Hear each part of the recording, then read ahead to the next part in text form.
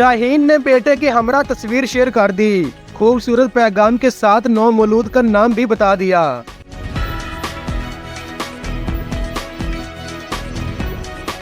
पाकिस्तान के fast bowler Shaheen Shah Afridi ने अपने नौज़ायदा के हमरा तस्वीर शेयर की और साथ ही एहलिया इंशा अफरीदी के लिए खूबसूरत पैगाम भी शेयर किया है।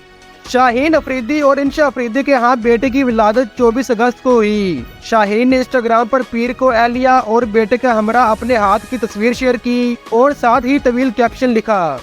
फास्ट बॉलर ने कहा, इस लम्हे ने हर चीज तब्दील कर दी। मेरा दिल बेहद खुश और मुकम्मल है और मेरी जिंदगी बेहतर हो गई है। 24 अगस्त 2024 की तारीख हमेशा मेरे लिए खास रहेगी।